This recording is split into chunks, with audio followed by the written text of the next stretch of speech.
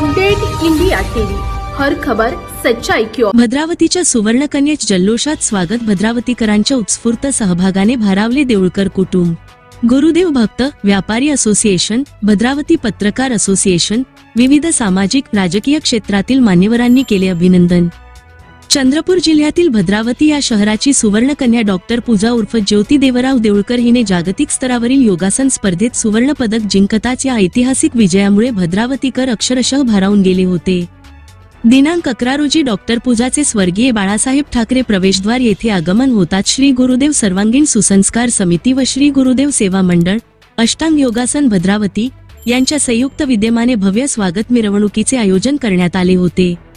याप्रसंगी सर्व गुरुदेव भक्त, चिमुकले, पत्रकार, व्यापारी, राजकीय व सामाजिक कार्यकर्ते, भजनी मंडळी, नगराध्यक्ष प्रफुल्ल चटकी, असंख्य स्त्री पुरुष आदी हिरहिरीने सहभागी झाले होते।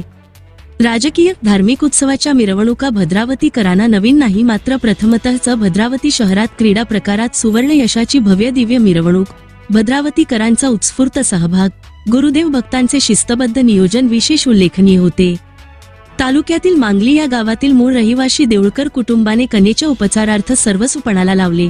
पराकोटीचा संघर्ष करीत डॉक्टर पूजाने महाभारतकालीन एकलव्याच्या भूमिकेसारखा योगासनाचा सराव केला। अनेक पारितोषिक पटकावली, मात्र आजपावे तो आर्थिक अभावाने प्रसिद्धी माध्यमातून प्रदर्शित होऊ शकली नव्हती। मात्र कोणत्याही आर्थिक व आरोग्य समस्येचं भांडवल न करता जिद्द, चिकाटी, आत्मविश्वास, दुर्दम्य आशावाद या बळावर भद्रावतीच्या या कन्येने आकाशाला गवसणी घालत जागतिक स्तरावरील योगासन स्पर्धेत सुवर्ण पदक जिंकून देशाची मान उंचावली।